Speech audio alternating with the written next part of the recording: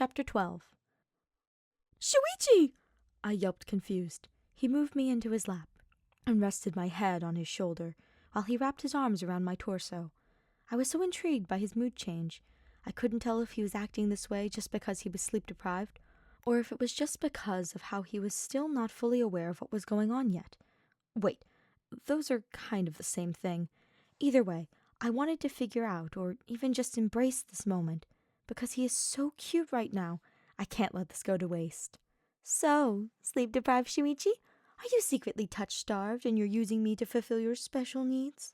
I whispered in his ear, leaning my head onto his shoulder so I could look him in the eyes. He just smiled with this caring look. What made me a little anxious was how honest it was. How can he be so confident about this? Does he— No, I'm not using you. You can leave at any given time, Kokichi. But you haven't, he said logically. I almost scoffed. But he isn't wrong. His hold is not tight at all. It's almost like he's letting me know that he is there, but is also giving me the chance to move away if it begins to make me uncomfortable. Psh! I totally don't want to hold my beloved Shumai, I softly exclaimed, moving around to put my head on his shoulder, making sure to conceal my face. Kokichi, you don't have to lie, he said quietly. Fingers slowly trailed up my back to gently pet my hair. I flinched at first, because I didn't expect him to say that for starters. And then he moves to pet my hair? What is his plan? Do I even want to know? Or am I worried that maybe this isn't him being genuine? Well, I guess I don't have to, but it's hard for a liar like me not to lie. I smiled at him before he just sighed. Okay then, let's see that plan of yours you mentioned. With that, I showed him my plan. Okay, Shumai, here is my plan. I paused for effect and opened the notebook to page 1. So, you know how Monokuma is acting as if he wants us all to get in relationships, right? I asked, looking up at him. Yes. Why did you bring this up? It's all here in my plan, so let me just explain before you get all concerned and go detective all over me, I said in a slightly harsher tone that was effective in making him shut up. Okay, so, Monokuma has been doing that, but what does that really mean? I asked, putting my hand to my chin. I could see his lip twitch a bit. I knew he wanted to ask questions and get more information, but it's my turn now. Knowing that, we can assume that the relationships he has been putting motives together for are in fact the ones in the touchy-feely department, if you know what I mean.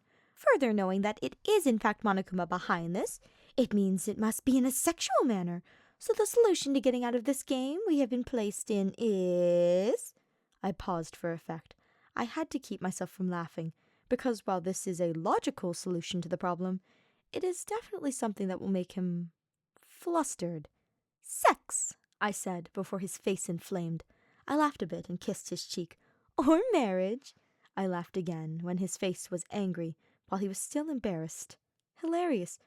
You think that— He blushed again when I hugged him. I mean, a perverted virgin like yourself would want to have that kind of experience, right? He blushed more, which gave me my answer. Aw, you would want to— He cut me off by holding his hand over my lips. No, yes, maybe. Can we not talk about that right now? I raised my eyebrow at this before I slowly removed his hand. You get flustered talking about marriage, I teased, knowing that he was under the implication that I was talking about was something else. What? I thought you meant— He whispered, cutting himself off. Never mind. Oh, my beloved Shumai wants to do other things with me? I teased, before I wrapped my arms around his waist. I don't know what to say, he said with a more serious look on his face. I could tell it was because he was trying to be more logical, so he wouldn't be so flustered. But it was funny to see him so distraught. Do you not like me? I said, fake crying. He blushed again and moved his hands to my shoulders. That's not it, and you know it, Kokichi, he said with a soft smile. How would you know that, big meanie? You don't even like me in the first place. You were all over Kaede, so you must love her, I said, joking a bit, even though my jealousy from earlier may have slipped out. He looked me dead in the eyes and said, It's just me and you now. You can be honest. I won't judge you. He moved his hand down my back to hold me closer to him. I felt confused. No lying? But what is a liar without lies? Nothing. So, Does he want me to become nothing?